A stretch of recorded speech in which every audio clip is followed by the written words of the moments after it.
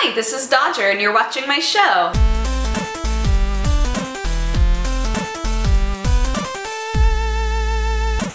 Okay, so I'm in the new apartment. I haven't figured out exactly where I'm going to frequently film, but I'm also going to try not to get to my normal, like, crazy loud yelling levels because it echoes really badly in here, and I don't want the other people in this complex to hate me. So if I sound a little like, that's why.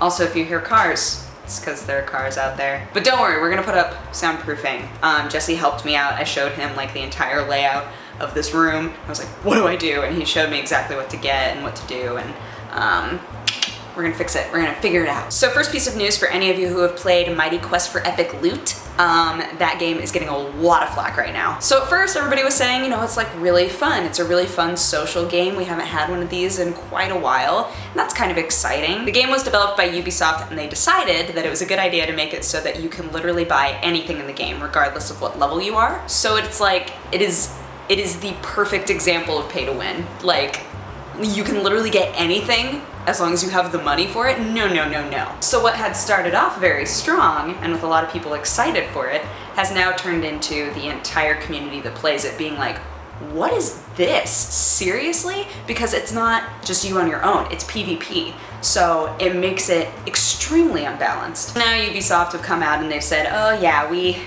made a mistake, oops, but I don't want to say that the damage is already done and people are going to stop playing the game, because it is very fun and I know a lot of people who really, really like it, but I do think that it was one of those things where if enough people were willing to pay to get the items that they needed in order to siege, just like lay waste to your castle and take all your things, that's very disheartening. There's been a lot of talk negatively about boobs in video games recently, so I decided I wanted to talk about a cool little thing called the Boobjam. How many of you are imagining a boob with jam on it? Now you are, if you weren't already. I know that you guys are gonna wanna go into the comment section immediately and be like, let's talk about the state of women in games right now, and regardless of what side you're on, I implore you to just think about what we're talking about right now. So there's a woman named Jen Frank who was saying that she thought it would be very interesting, since there's so much controversy about women in games and how they're portrayed in games, blah, blah, blah, blah, blah, that she said, wouldn't it be interesting to do a game jam in which the games had to explain or help the player live through the experience of having boobs in one way or another. So some of the ideas that were outlined in the list that I thought were really interesting is like, what it's like to look for a bra and not be able to find one in your size. Or as a trans woman, what it's like to go through developing breasts. Like things that actually happen in real life, and not looking at them as like these sexualized things, but as like a really weird, obnoxious part of the body. And also some really cool ideas too, like checking for illnesses and dealing with disease and stuff like that. Like I think, gosh, I would love to see what sort of games would come out of a game jam like that. So Boobjam, like if Boobjam happens for reals, I want to play those games. Like boobs are a thing that people have and have to deal with.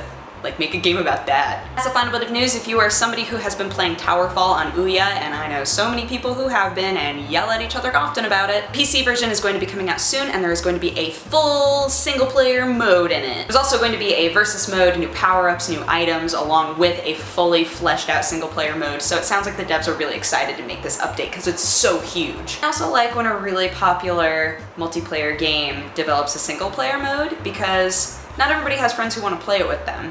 So it's always nice to give them the option of playing it, even if it's just with AI, or having a completely different way to play the game for a single player. I have not played it yet. I know that we're planning on playing it on Friend Zone, and so I keep being told, oh, just wait man, Towerfall. Anywho, that is my show. Thank you so much for watching. I'm sorry if the lighting was weird. I'm sorry if this wound up being short. I'm sorry if there's an awful echo and all you can hear is cars. I really won't know until I edit this, but we're gonna get it all sorted. I just got done moving everything in. So now we get to do the trial and error stage of figuring out a new place to film, so wish me luck with that. If you have a positive or a negative response, feel free to leave it in my comment section, and if you would like to have coffee with me, you can click wherever I put the annotation and it'll take you to my other channel. But otherwise, I hope that you had an amazing Wednesday, and Tuesday, and Monday, and I will talk to you again on Friday. Bye-bye! Now you are, if you weren't already.